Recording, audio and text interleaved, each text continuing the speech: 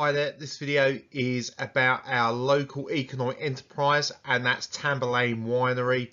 And the goal of this video is to put together a case study so that we can use in extended responses or short answers based on our local enterprise.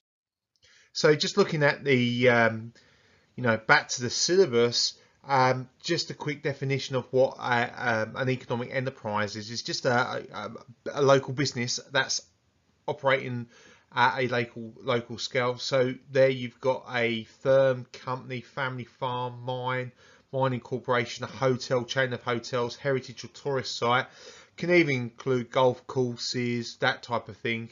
So that's what a local enterprise is. Obviously we've been looking at wine and viticulture, so we're going to pick a winery, and a really good example is Tamburlaine.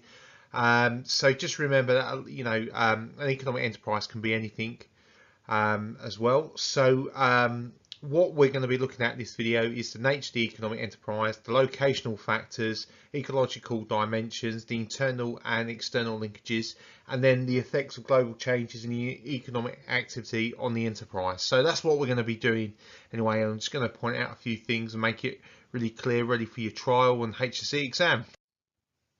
So first of all, let's have a look at the nature of the enterprise. Well, it's an organic winery, so it uses organic farming principles, which are different from, sort of mass commercial farming techniques.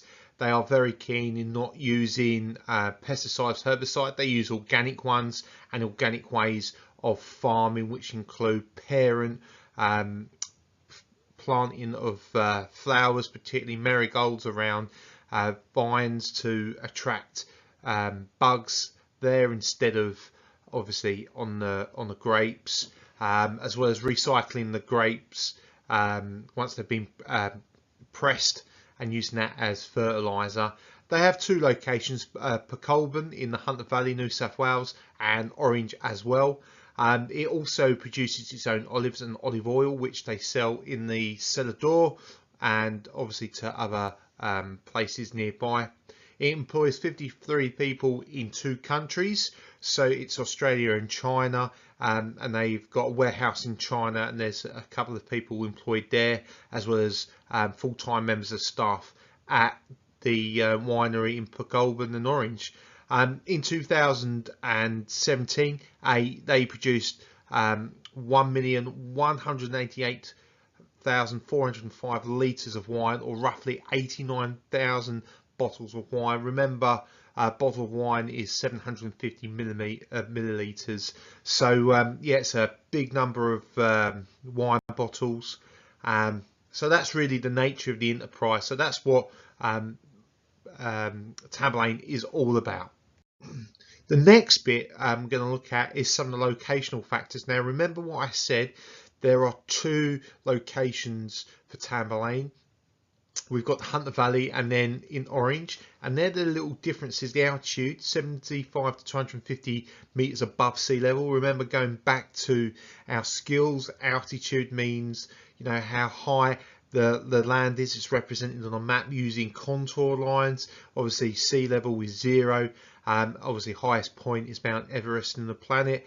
So altitude there in the Hunter Valley, 75 to 250 meters, and in Orange is a lot higher, 600 to 900.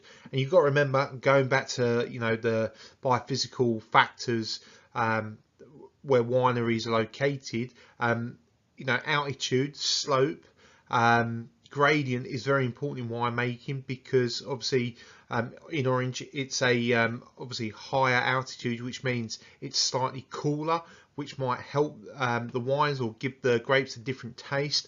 And like I said, it's lower in the Hunter Valley. And as you can see there, mean January temperatures 22.5 degrees Celsius compared to 19.9 in Orange, and that's the tons crust is pretty much the same, 7,380 litres compared to tons compared to 7,310 tons in Orange. And different varieties of grape. We've got Semillon, Chardonnay, Shiraz in the Hunter Valley. In Orange, still got Shiraz, Chardonnay, and Cabernet Sauvignon. So that's locational factors, and you can see how it affects the grapes grown in there. start putting those together, you know, those links about biophysical factors and location. Again, Hunter Valley, really good place because it's close to both Newcastle and Sydney, good for transportation of wine, particularly those some of those 800,000 bottles of wine that goes off to, like some of it will go off to China. Therefore, they're going to need containerized you know, shipping to help with that, and that's why Newcastle docks are so important, and also the docks in Botany as well. So there's some of the locational factors. Remember, Hunter Valley is one of the first wineries in New South Wales and parts of Australia as well. So traditionally, it's always been an important place. So there's some of the locational factors, as well as, you know, Hunter Valley has other wineries there as well, other hotels. So it's good to have your winery there. The ecological dimensions. So ecological obviously means natural environments. We've got some environmental constraints being in Hunter Valley. Like I said, unreliable rainfall. We get heavy rainfall, then periods of droughts. So that doesn't help, particularly when you're relying on rain. If we don't get rain, we have to obviously irrigate the grapes, and that costs money. And then obviously that eats into the profits of Tamburlaine. So you know, rainfall is really important. The soil isn't great. It's a mixture of clay, sand and silt, and it's a dry red loam duplex soil. Now, we don't need to go into too much depth and detail, but like I said, the mixture of those different types of soil means it's dry.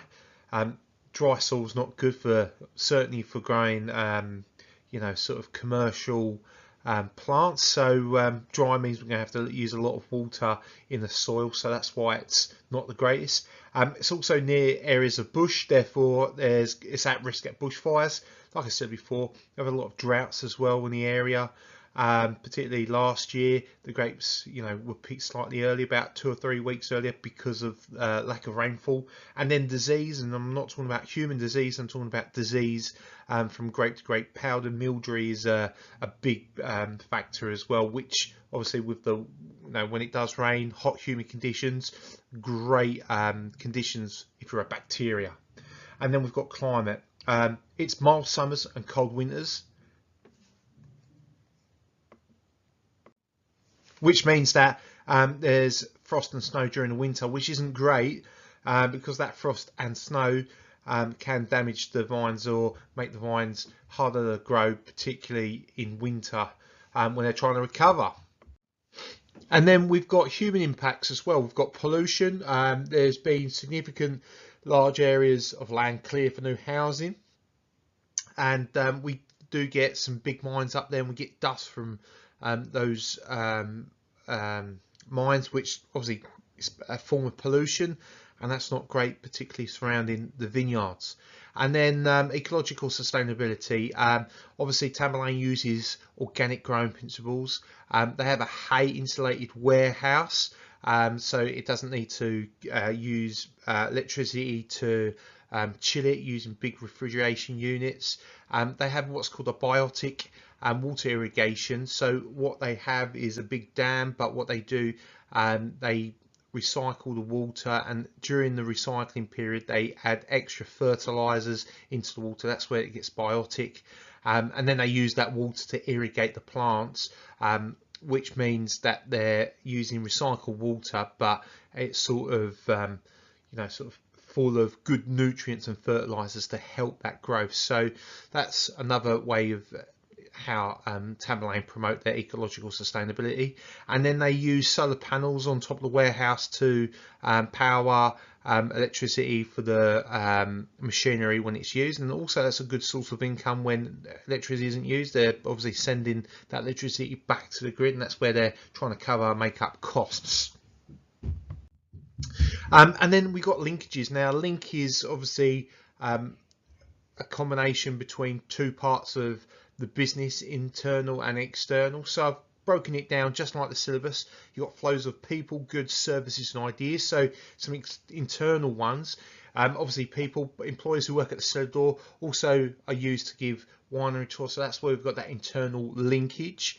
And then external, we've got seasonal workers, grape pickers and winemakers. So what we do have is we have people who travel around Australia picking grapes when needed. That's why it's seasonal work. And then we've got winemakers. They will travel from Europe over to help blend wines every year to give a distinctive taste. And that's also linked with ideas as well. With that movement of people, you get different ideas of how to grow grapes, how to blend wines, different fermentation processes. So that's kind of linked.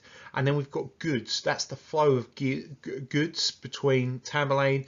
Wine obviously sold at their cellar doors, wine festivals, and through their internet site. That's that internal aspect, that internal link.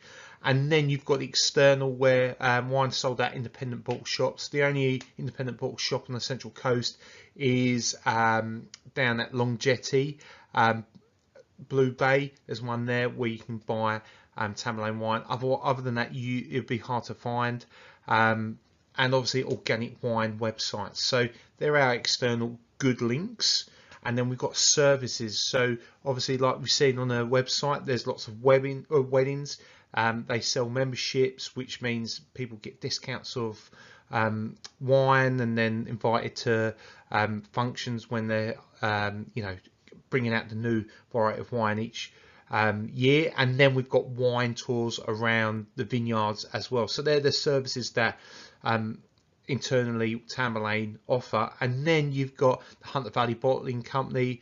Tamburlaine don't bottle their wine, they send it off to the Hunter Valley Bottling Company, and they bottle it.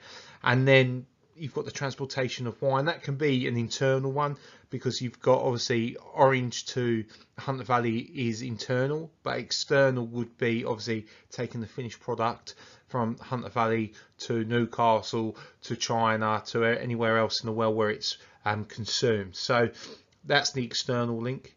Then you've got ideas, obviously the internal, different wine blends, irrigation ideas, drip feeding and when, and looking at the weather forecast.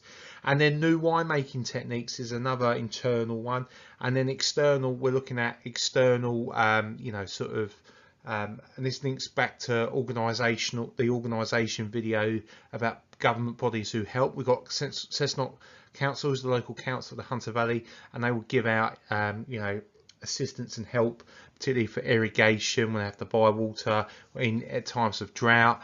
And also, planning permission, they will put together, obviously, trade fairs and try and help Tamburlaine out to promote its wine. And then the Australian Wine Research Body will help and give advice to Australian winemakers. And then finally, you've got the effects of global changes now. 2007 we saw a global financial crash in the world stock markets, which meant there wasn't a lot of money going around. So obviously wine is considered a luxury good. People didn't have money to buy wine, so that Tamburlaine took a big hit, because no one was buying their wine because they didn't have the money. Remember that disposable income idea as well, and that's wine's heavily influenced by that. If people have got money, they will spend it on stuff like wine. And then I've got two impacts of the COVID-19 crisis. Obviously, we're going to see places like Tamburlaine's website see an increase in sales of wine. Why? Because people are stuck at home and want to drink, and the only way, if you can't go out, then you're going to use the website. So that's where you actually see a good part of an impact of the COVID-19 crisis. You also have another impact, which is quite negative. Obviously, because of the COVID-19 restrictions, you're not going to have the booking available for weddings, and therefore that's going to impact Tamburlaine's ability to host weddings. They're not going to have that sort of income. So good points, bad points there for COVID-19. And then obviously human-induced climate change, and I've already put heaps of articles in Google Classroom about how the higher temperatures have affected obviously growing harvest times.